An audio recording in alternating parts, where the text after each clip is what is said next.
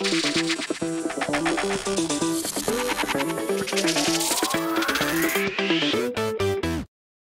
are only 3 weeks away from the start of the 2020 NFL Draft.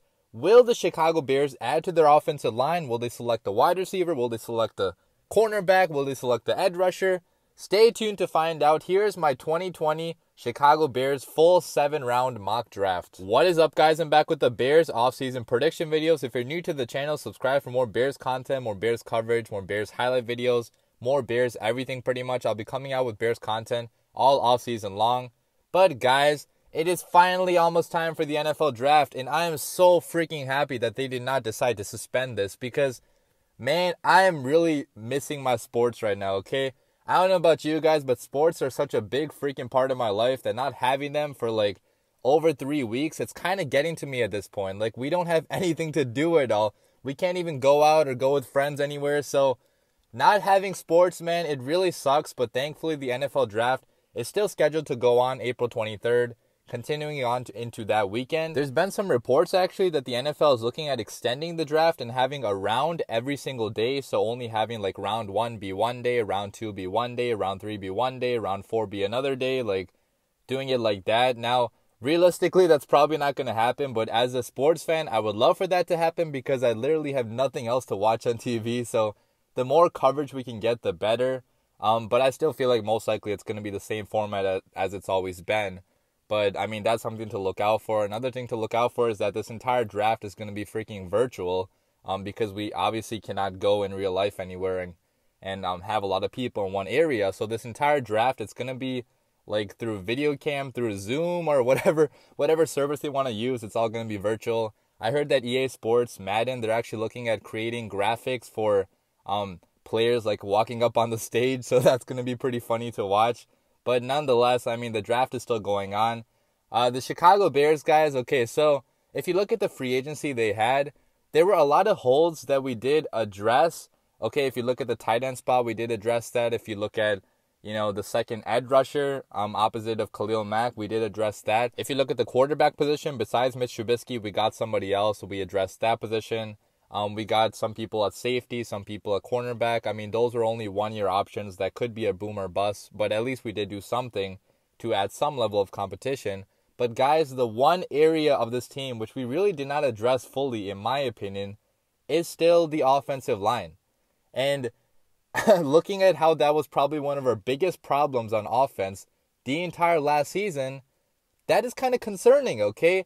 And Ryan Pace, look, if Ryan Pace wants to keep his job beyond next year, I feel like he has to draft offensive line in this draft, okay? And he has to draft it early, too, because if you look at our starting 5 on the offensive line right now, it's going to be Charles Leno, Jermaine Ifedi, Cody Whitehair, James Daniel, and Bobby Macy, okay? That's our starting 5 as of right now. Is that starting 5 going to scare anybody in this league? Absolutely not, okay? We're likely going to have a lot of the same problems as last year. We don't have much depth besides those guys either, so God forbid any of them get injured. We're not going to have any really good options to replace them, so it's going to get even worse. So unless Ryan Pace does something to fix this offensive line in the draft, I don't see things getting that much better on offense for next year. Now, the good thing is, guys, is that this year's draft for offensive line, especially for offensive tackles, guys, is one of the best drafts that I have ever seen, and one of the best drafts that analysts have ever seen either. I mean, if you look at a lot of the NFL legends, they're saying that, this year's offensive tackles, there are so many elite ones, so many people that could be potential starters, potential superstars. So that is a really good thing for the Chicago Bears, that there are so many great offensive linemen in this draft. There's going to be some really good ones available on day 2, day 3 as well. So Ryan Pace should be able to fill in a lot of holes on the offensive line with this draft. Besides the offensive line, I really don't see any other really glaring holes on this roster. Yeah, we need to probably add another defensive back, preferably 2, because we do need a number 2 cornerback and a strong safety, although we do have some really good options on the roster already. We still need probably another receiving option down the field, like a downfield threat. We don't really have that on the roster right now. At tight end, we could probably get more depth, but we also do have like a lot of tight ends on the roster anyways. So, guys, everywhere else on this roster, I mean, I feel like we are pretty much good.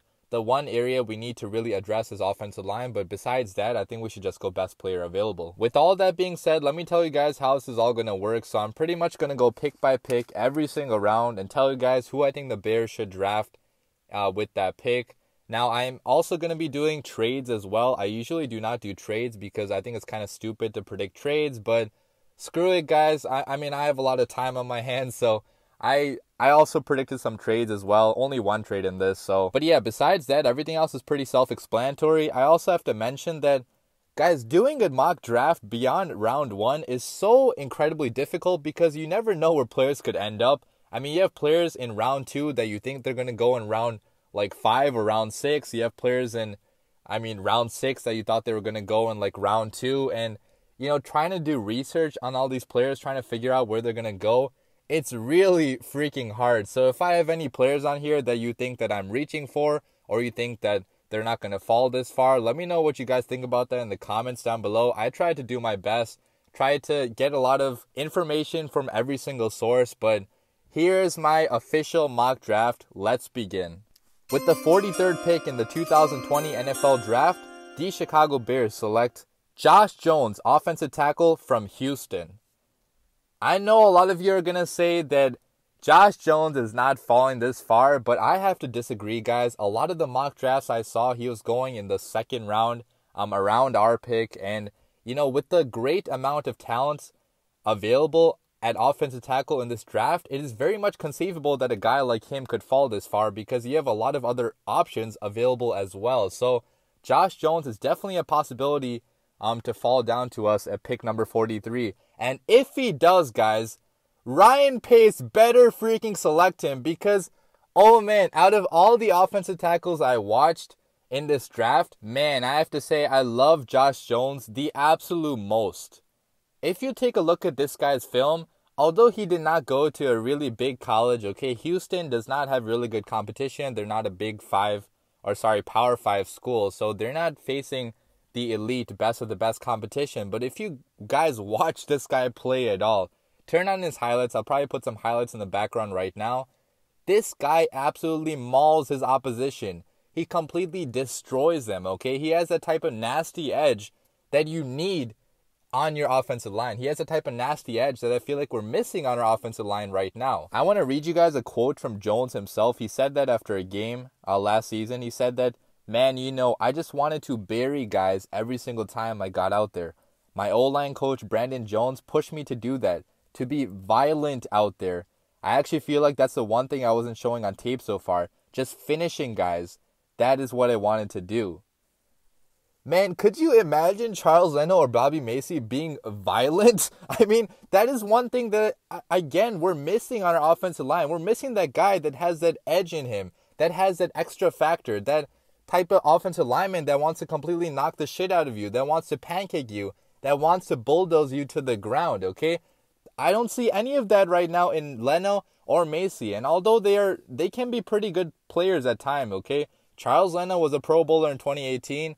Macy was average for a good portion of his career. Although they were, pretty good players, both of them did take a step back last year. And even when they were at their best, they never had that nasty edge to them, okay? It would be so nice if just for once in my life, the Bears had an elite offensive tackle, the type of offensive tackle that actually scares the opposition, the type of offensive tackle that opposing defenses have to game plan around. The Bears have never had that, in part because we don't select offensive tackles early in the draft at all. The Chicago Bears, for reference, have not drafted offensive tackle in the first 4 rounds since 2011. That is 9 years, okay? For 9 years, we have not selected a single offensive tackle in the first 4 rounds of the draft. The Patriots, on one hand, have drafted 9 of those in the first 4 rounds over the last 9 years. And look at the difference in success, okay? The Patriots have so much success on offense. We don't, because the Patriots know what the key to winning football is. Building up the offensive line. I've seen this work at every single level, in high school, in college, in the NFL. If you have an elite offensive line, you are going to have success. Now, choosing a tackle over a guard with our first pick is something that some people may disagree with, and I'm okay with that because I get you guys. Guard is definitely a position of need right now because Kyle Long did retire, and right now Jermaine Ifedi is starting at right guard for us, which is definitely not a long-term option at all. So guard is definitely a position of need for us as well. But guys, we cannot afford to miss out on this year's offensive tackle class. There's so many elite ones out there, and a guy like Josh Jones is only going to fall down to us in a draft like this. I mean, in any other draft, I feel like he would be going a lot higher, but with so many other elite ones available, he is falling down to us right now, and Ryan Pace cannot afford to miss out on that. But yeah, let me tell you guys a little bit more about Josh Jones, about his strengths, about his weaknesses, what he did in college. So pretty much he redshirted his first year with the Cougars in Houston. So he didn't play at all his first year, but in the next 4 years, he did start 45 games at left tackle. He was really good his first 3 years, a really solid player. But in 2019, his senior season, that is when he took his game to the next level. Why? He only allowed 1 sack the entire season and only allowed 4 pressures on 325 pass blocking attempts. That is a ridiculously good number, guys. Only allowing 4 on 325, that's elite. And PFF, I mean, they ranked him as the highest graded non-Power 5 offensive tackle ever, okay, in the history of PFF. Josh Jones has really long arms. He's really athletic as well. So on the second level, when he gets to those middle linebackers, he's really been able to block really well for his running backs because he can absolutely bulldoze past those linebackers. He does weigh 319 pounds, and with his speed, I mean, it's a really good combo, okay? He can lay out those really big blocks that can absolutely pancake people and create holes for his running backs. I would like to see this guy put on a little bit more weight because 319, that's a decent number, but you could probably get a little bit more stronger, a little bit more heavier once you get to the NFL. He is 6'5", so is a pretty tall guy. And, you know, guys, the reason why I think this guy fits so well with the Chicago Bears is that he's a natural fit in a zone blocking scheme, okay? And our new offensive line coach, Juan Castillo, he's going to primarily use a zone blocking run scheme, at least to my knowledge. And if we get a guy like this for Juan Castillo to coach up, it's going to make his job so much easier. I'm going to give you guys some more strengths that offensive line scouts have listed for this guy. So they say that he has a really long frame for room for additional mass, which I kind of talked about. Okay, he has that athletic build, but he could probably put on a little bit more weight. He is a plus athlete with great bend throughout his lower half of his body and a lot of power in his lower half as well, so he can use that really large amount of power to leverage his opponents and knock them down to the ground. He's able to get to difficult reach blocks on play side and backside. He's quick out of his stance and on the track when asked to pull. He has easy climbs to the second level linebackers, so he's able to move from the first level to the second level really fast because of his athletic build and his speed. He showed a lot of improvement throughout his college career, so he's definitely, you know, getting better and better. His hand placement is not perfect at all, okay? His hands are actually one of his weaknesses, but they are getting better. And with proper coaching, this is definitely something that can become a strength for him eventually. I mean, we have to realize that this guy actually had 4 different offensive line coaches during his time at Houston, so he really had no stability at all. He never had that one coach that he could rely on, that he could really, you know, build with, he could learn with. So having one guy in the NFL, that's going to help him a lot. And like I mentioned, he has the nasty field demeanor that offensive line coaches crave in their players. I mean, he wants to knock you down to the ground. He wants to punch you in the face. He wants to beat the shit out of you. I mean, those are things that only the alpha male, the best of the best offensive tackles have. It's a personality trait, really, that you can't really, like, learn that at all. Like, Charles Leno and Bobby Macy do not have that, but this guy does. So looking at his strengths, looking at his weaknesses, looking at his film, I mean, this is a guy that I feel like Ryan Pace should definitely consider drafting with this pick. I really hope he does. Even if Charles Leno and Bobby Macy are going to be starters for next season, which they most likely will be, you know, having this guy at the very least, it's going to provide both of them with some much needed competition. Both of them are going to have to up their game for next season if they want to beat out this guy, and that competition is really going to help us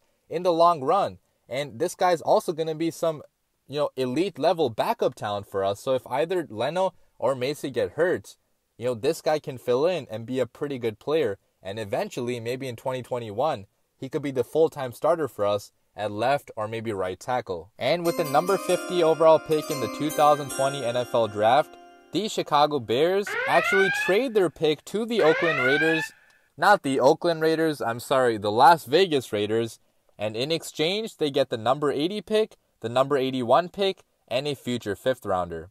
So pretty much they're getting 2 third-rounders this year and a 5th-rounder next year. And guys, I think this makes a lot of sense for both teams because if you look at the draft position values, it makes sense for both sides. It's going to be an equal point amount for both sides, equal draft point value for both sides. So it's fair for both teams. And for Ryan Pace, it definitely does make sense because although I would love to get an elite receiver, an elite tight end, an elite cornerback or edge rusher, because there's going to be a lot of good players available right now, I would much rather move back to round 3 and acquire an extra round 3 pick as well because, guys, we don't have any picks in between rounds 2 and round 5.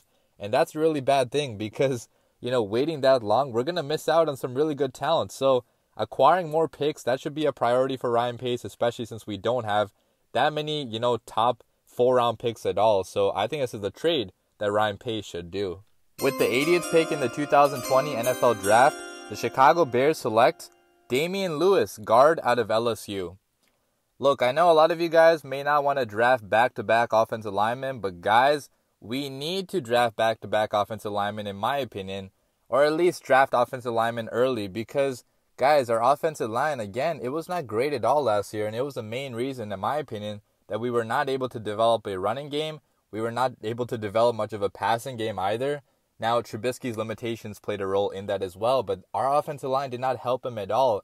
And my philosophy is always, if you can build up that offensive line to being a great unit, it doesn't really matter what other talent you have, okay? Obviously, it does matter to some extent, but a great elite offensive line can make average players look elite themselves, okay? Take Dak Prescott, for example. Dak Prescott is not that good, okay? People talk about him sometimes like he's some elite quarterback.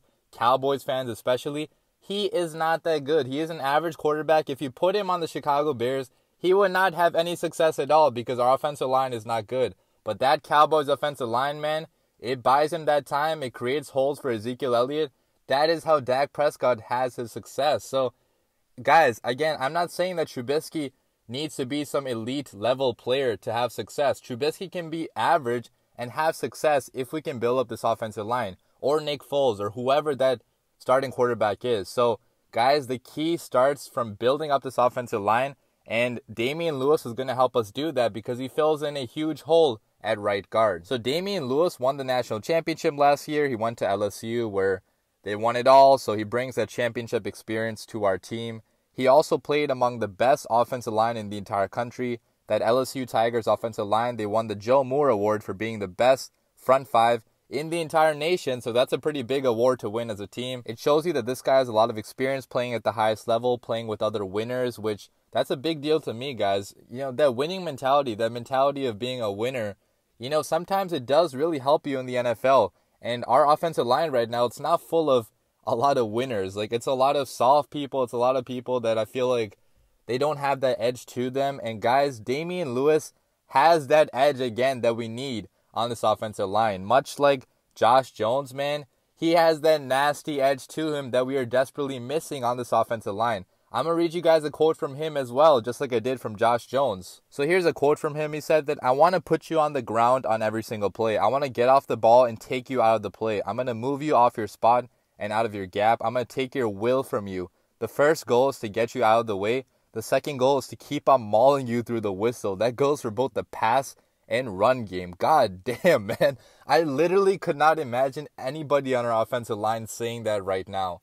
Guys, this mentality, that nastiness, that demeanor, it really does make a difference, okay? Our offensive line right now, it's full of soft people. People that don't really care as much, I feel like. So, if we get more guys like this, more guys like Josh Jones, more guys like this, that actually have that angry edge to them, the guys that play violently, it's going to help out our offensive line so much. Now, if you look at this guy and his measurables, so he's 6'2", 329 pounds. So he's a really big, thick dude, okay? He has really thick arms, really strong body.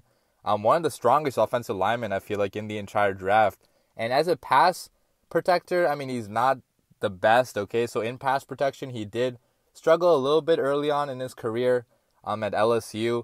Later on in the season, he actually did get a lot better, so that's one area where he is improving. And obviously, he is only a prospect, so there's a lot of areas he's going to have to work on with Juan Castillo. But guys, the one area where this guy really dominates is run blocking. And run blocking is something that we need a lot more of next year on the Chicago Bears if we want David Montgomery to have any sort of success. So as a run blocker, from the tape that I have seen, he truly does maul people out of the way. Like, he's that type of guy that's a freaking bulldozer, a forklift. Like, he's trying to get you out of the way as fast as he possibly can. He has that strength, that power in the lower body. He has really strong hands, so he can keep you on a block for a long time. And his technique with his hands is really freaking good as well, at least in the running game. His lower body strength is really great. He leverages his hips really well.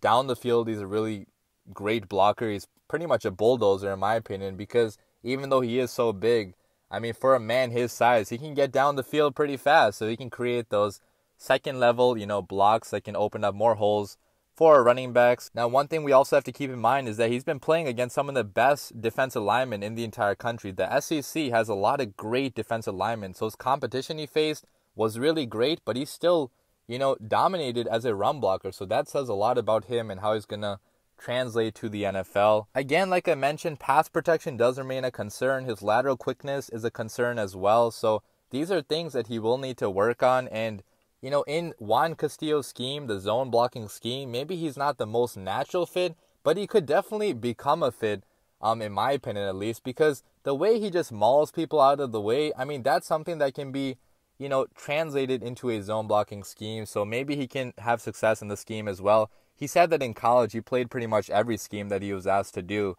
and he succeeded in it as well. So he's ready for everything that we throw his way. But guys, overall, this guy is going to be a really great player if the Bears draft him, and I really hope we do, because we need to improve that run game for next year.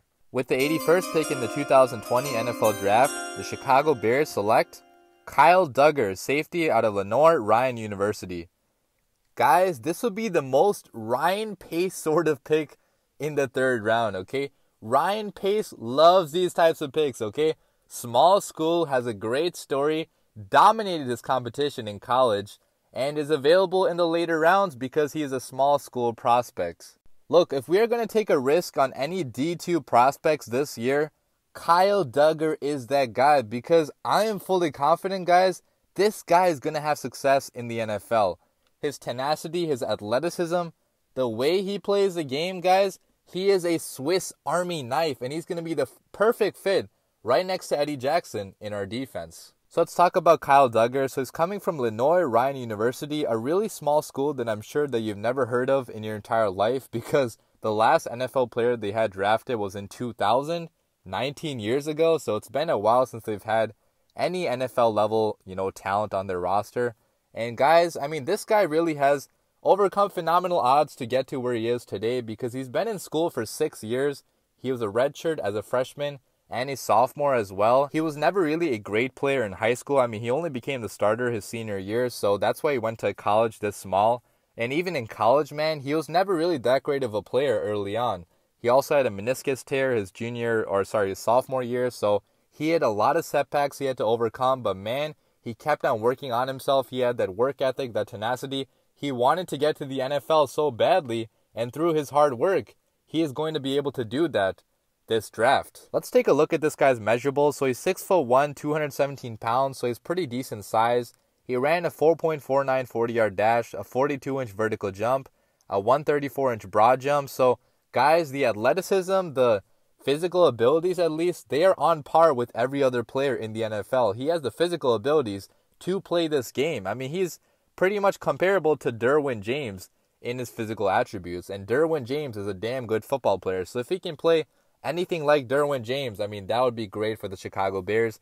The one area where Kyle Duggar really excels in is that he's a violent tackler, and he's great in the run game, which is exactly what the Bears need at strong safety, okay? His elite size, speed, and explosiveness really help him play well in the box. So, I mean, in college, he was completely dominant against the run. Teams could not run against him. Receivers were scared to go across the field against him and take a hit because, man, he used to knock the wind out of you.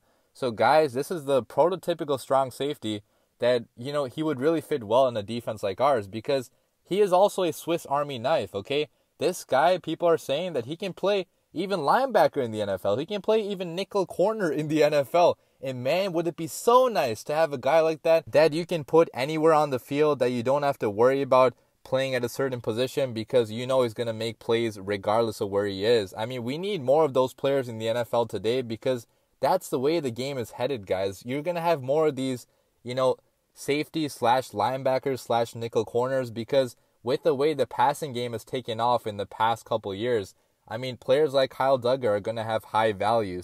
But man, Duggar would be a monster if we got him. And obviously there's a question of the competition he faced because obviously the competition in D2 is nowhere near NFL level competition. But there's been plenty of players that I can think of that came from small schools and they have had, a lot of success in the NFL. So it's not always about your competition. It's a lot about how you just play and about the instincts that you have and the athleticism that you have. And everything that Kyle Duggar has, it really looks like it can translate well to the NFL. He was really a man playing amongst boys. He filled the stat sheet up pretty much every single season. He was also a punt returner as well, where he had a lot of success. He scored 2 times his senior season, and I think overall he had, 6 touchdowns during his time in college as a returner. So pretty good as a returner. He averaged 17.2 yards per punt return in his senior season. And, I mean, he could potentially be a return man on our team as well. So he brings some special teams value to the Chicago Bears as well if he gets drafted here. And man, I would just love to have a guy like this because his mentality, his work ethic, his character, it really fits in well with the rest of the guys we have on this defense. So Kyle Duggar, man, I would love to have him. With the 163rd pick in the 2020 NFL Draft, the Chicago Bears select Quez Watkins, wide receiver out of Southern Miss. Guys, if there's anything that we are missing in this wide receiver group, which I still think is a pretty decent receiving core, it's obviously not the best of the best, but we have enough talent on this receiving core to have success on offense. If there's one thing that we are missing, though, out of all these players, is that we don't have that guy that can burn you down the field. We lost that in Taylor Gabriel over the offseason, and, even when Taylor Gabriel was here, guys, he was never really that type of player for us.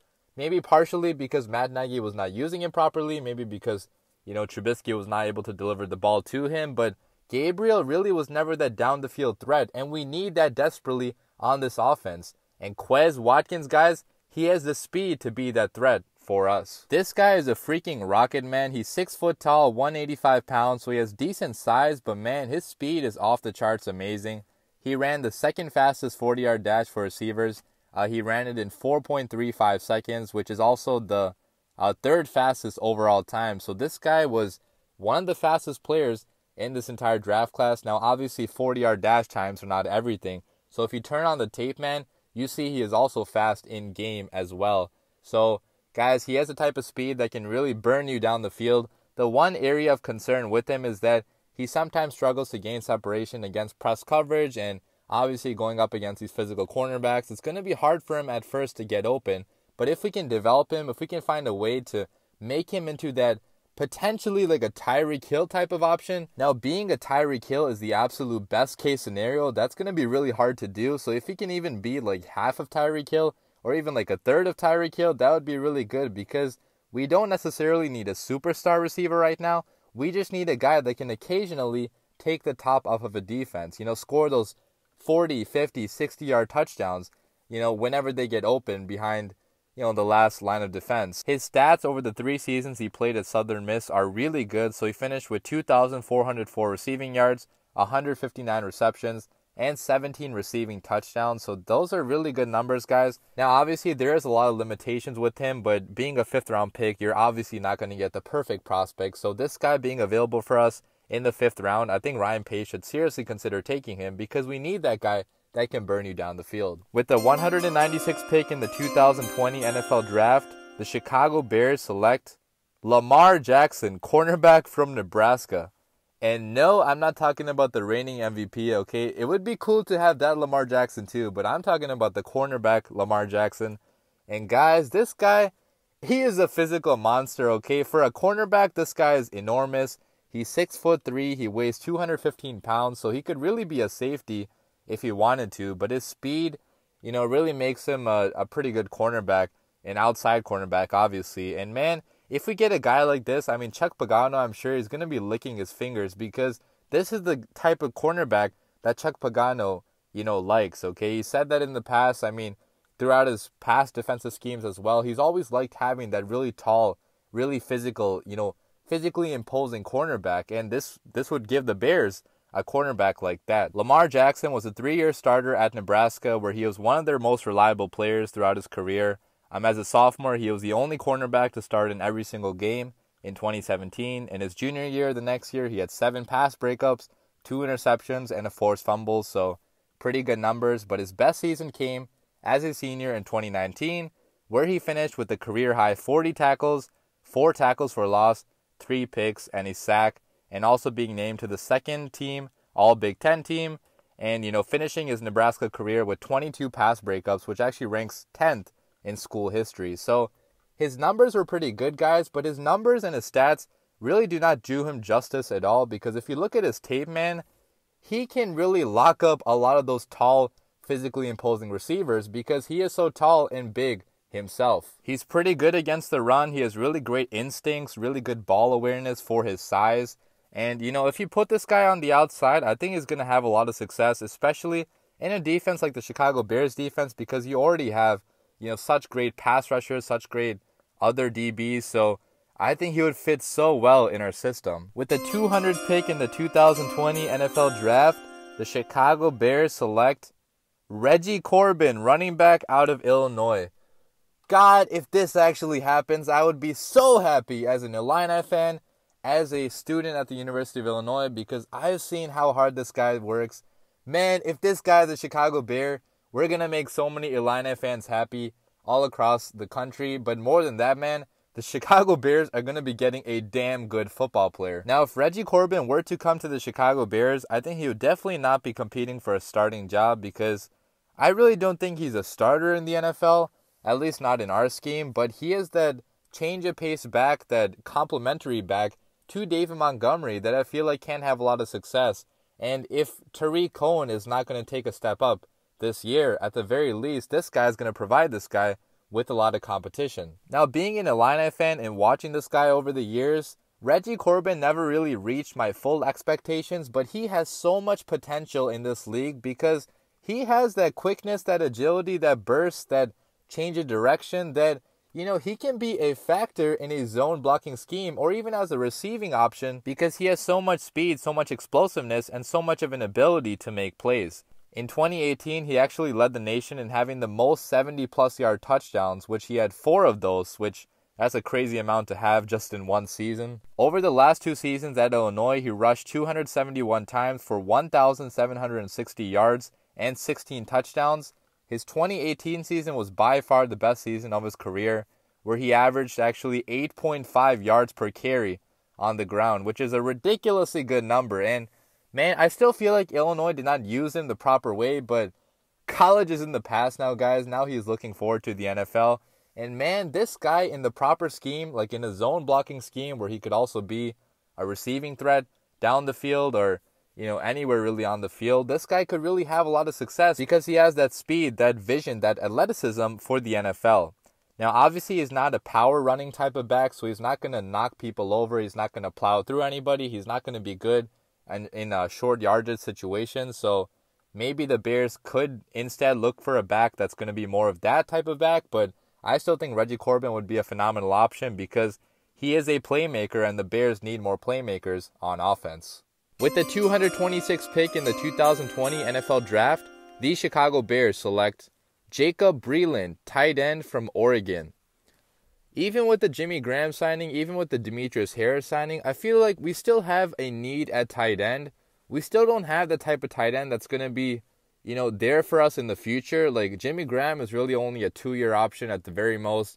Trey Burton, I don't really know what's going to happen with him because he could maybe take off like he did in the first half of 2018, but maybe he could not because he is really freaking fragile, okay? His body is maybe not suited best for the NFL because he keeps on just getting injured at this point. So we don't really have some good long-term options at the tight end spot, but Jacob Breeland could be that guy.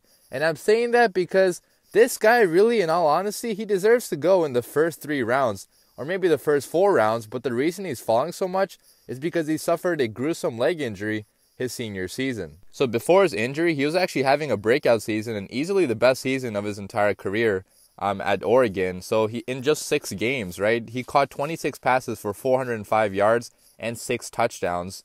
And then he had that leg injury, which really ruined everything because he could have possibly been maybe a top 2 round pick with how his season was going.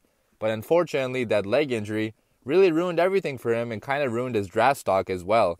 He is still, recovering from his injury, so he's not fully recovered. So that's going to be something that teams have to look out for. But that's a risk the Chicago Bears should be willing to take because it is only a 7th round pick, okay? 7th round picks are, they're just flyers anyways. You're not really investing too much into them. So if we can get a guy like this in the 7th round, that would be amazing for the Chicago Bears. Let's take a look at his stats throughout his time at Oregon. So I believe he only started his sophomore year.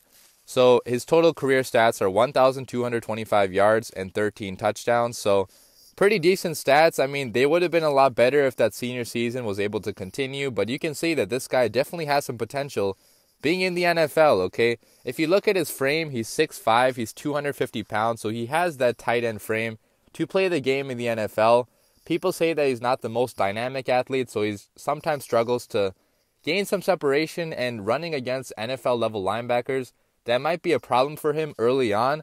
But man, his ability to block and also to catch the football, equally well, it projects him into being a really good tight end in the NFL. He's athletic, he's an easy mover, he can get his hands dirty before, getting into his routes, and the one thing I really love about him is that the run after the catch with him is just phenomenally good, okay? After the catch, he's one of those tight ends that can stiff arm you, that can knock you down to the ground. So I don't know if he's going to be able to exactly do that with the same effectiveness in the NFL, but I've seen him lay out some pretty nasty stiff arms, and he's just really hard to tackle after he gets going. The Chicago Bears need an option like that. If we had an option like George Kittle, like Travis Kelce, okay? One of those tight ends that's really hard to bring down, a tight end that can block and catch with equal effectiveness. Now, this guy's nowhere near their level at all right now, but maybe he could be half of them, okay? If Breeland can be even half of, George Kittle, that would be really good for us. I think in a zone scheme, he's also going to fit really well blocking for us. So this is another move that's going to help out David Montgomery and our running backs because, again, like I mentioned, we need to help build up that run game for next year. So this guy, Jacob Breeland, man, if he's available, I think that Ryan Pace should definitely take a flyer on him. And with the 233rd pick in the 2020 NFL Draft, the Chicago Bears select Trevis Gibson, edge rusher from Tulsa. This is a case of a guy that is extremely raw, okay? He's not ready for the NFL at all right now, but he's still declared. And I feel like down the road with some proper coaching, this guy could really be a talented player in the NFL. In college, obviously, he did not play in a really big conference, so the competition was not really there. But in the Senior Bowl, he had a phenomenal performance, playing against some of the better offensive linemen in the country, so that's something to take into account. And if you look at his stats from last year, so he had 627 snaps he played in, recording 28 run stops, 8 sacks, 5 quarterback hits, and 28 hurries. So that was when he had his breakout season. Before then, he was an average player, but before last season, he never had more than 4 sacks. So getting to 8 sacks last year, he's clearly on the up, okay? He's getting to be a better player. And this guy, I mean, he has a really high motor if you ever see him play. He's high energy, he always wants to get after the ball, get after the quarterback. So that type of attitude is going to fit in well with our defense, with our culture. I think Chuck Pagano and, players like Khalil Mack and Robert Quinn, they can really teach this guy how to play edge rusher in the NFL. And maybe in a couple years, this guy could potentially be a starter for us if everything pans out. But at the very least, right now, he provides us with a lot of special teams value. So there you have it. That is my official Chicago Bears 2020 mock draft. I'll put it up on the screen right now again, in case you forgot any of my picks. But guys, let me know what you think about my picks down below in the comments, because I honestly love this draft. If the Bears were able to have a draft like this, I would feel really good about our chances going into next season, because I would feel like the offensive line would have gotten addressed enough. We're getting more talent at certain positions like cornerback, at safety. I mean, getting a player like Kyle Duggar would be amazing for us. And, getting some speed at wide receiver and Quez Watkins, that would be really good as well. Now, you may wonder, why did I not draft a quarterback in this year's draft? Not even in the later rounds. Well, the way I see it, guys, is that if Nick Foles or Mitch Trubisky do not work out, we're going to blow this thing up, okay? It's going to be a complete rebuild after that, and I do not foresee that happening, okay? I think one of Mitch Trubisky or Nick Foles is going to have success if we shore up this offensive line, if we get more weapons for them. We need to go all in into this year, get as many players that can help us for this year, because this year is going to be a boom or bust, guys. If this year does not work out, then I don't know. Then we're going to have to start over from scratch at pretty much every position, I feel like, because then we're going to have to do a full-scale rebuild. But guys, there's too much talent on this team for that to happen. And both Mitch Trubisky and Nick Foles have shown flashes of being great quarterbacks, and they are more than capable quarterbacks, to bring us a Super Bowl with this defense. So that is why I didn't draft a quarterback. And the Bears also, in real life, they have given every indication that they are not going to draft a quarterback. I mean, Nick Foles or Trubisky, they're going to be the options, okay? We don't have anybody besides them, and I don't think Pace is going to commit to anybody besides them. We already signed Tyler Brady to be our number 3, so this is going to be our QB room, guys, and we just have to give them as much talent to work with as possible. But yeah, that's pretty much going to wrap up my video. Like I mentioned earlier, please leave your comments down below. Let me know what you guys think about my draft, if you agree with it, if you disagree with it, what grade you would give it, what picks you would make instead. Because, I mean, there's honestly a lot of potential players we could get and a lot of different directions we could go in.